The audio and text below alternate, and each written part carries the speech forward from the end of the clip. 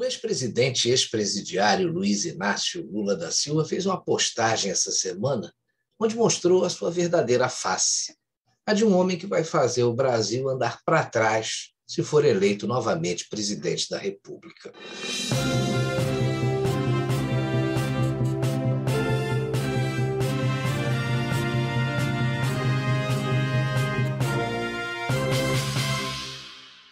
Lula e Gleisi Hoffmann, a presidente do Partido dos Trabalhadores, postaram nas redes sociais que defendem a revogação da reforma trabalhista que está em vigor no Brasil desde 2017. Essa reforma foi promulgada pelo então presidente Michel Temer e trouxe aí várias alterações nos dispositivos da consolidação das leis do trabalho. Para você ter uma ideia, a Gleisi Hoffmann considerou alvissareiras as notícias sobre a revogação da privatização de empresas de energia elétrica na Argentina e também da reforma trabalhista espanhola.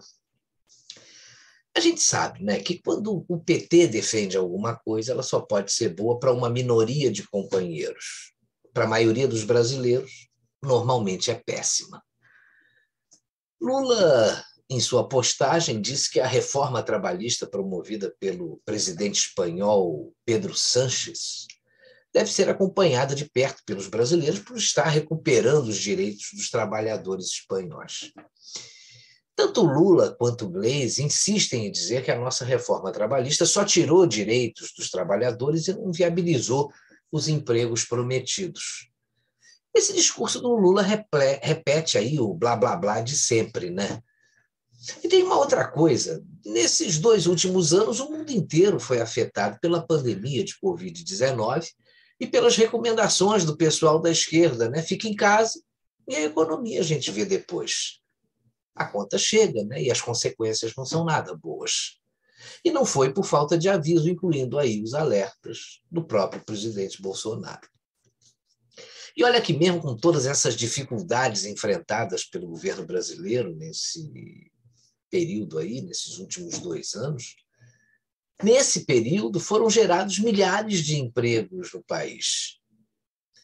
Na realidade, o problema do Lula com relação à reforma trabalhista é que toda a sua base de apoio vem justamente dos sindicatos que sempre exploraram os trabalhadores com as suas contribuições compulsórias, sem dar nada em troca, só fantasias, né? E que acabaram perdendo muitas regalias com a reforma. Os empresários, principalmente os pequenos e médios, acabam hoje em dia evitando contratações porque os custos de tão altos estão inviabilizando os próprios negócios. Se a gente analisar a situação sob o ponto de vista do empregado, é muito bom a gente saber que a gente tem um 13º salário no final do ano, dinheiro das férias adiantado com mais 1/3 do valor do salário, vale transporte, onde o funcionário paga apenas 6% do valor das suas passagens, multa de 40% sobre o fundo de garantia caso seja demitido, e mais um salário para cada X anos aí no emprego e outros benefícios.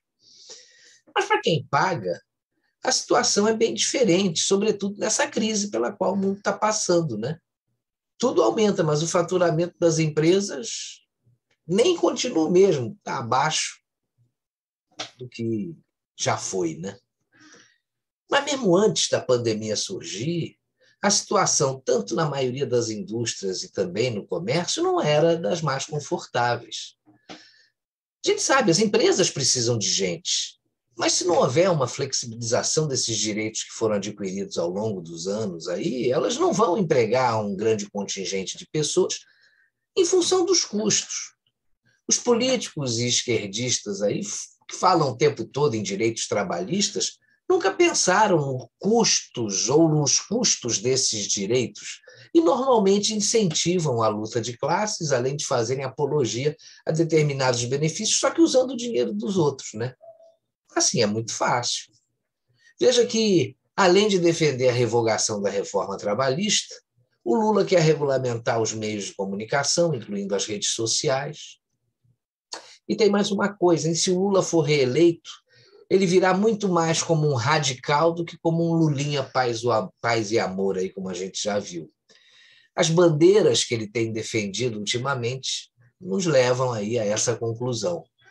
Nós já estamos vendo aí o que aconteceu com Cuba, com a Venezuela, mais recentemente com a Argentina, Peru e Bolívia. Agora tem o Chile, que elegeu um presidente de esquerda, mas não foi a maioria, porque como o voto lá não é obrigatório, foi a minoria que elegeu o atual presidente. Vamos acompanhar aí os próximos meses e ver o resultado dessa administração. No meu ponto de vista, vem aí uma nova Argentina. Todos os dirigentes desses países que eu citei são admirados por Lula e por seus companheiros. Tomara que o Brasil escape dessa gente. O Brasil precisa dar um passo à frente. Ninguém aguenta mais roubos e mentiras o tempo todo, né?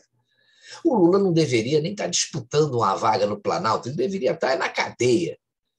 Como disse o ex-ministro Ricardo Salles em um post no Twitter essa semana, Lula e a amante querem revogar a reforma trabalhista. Manteiga vai ser o ministro da Economia. Zé Bedeu, fazendo referência ao ator José de Abreu, da Cultura. Boulos, da Justiça.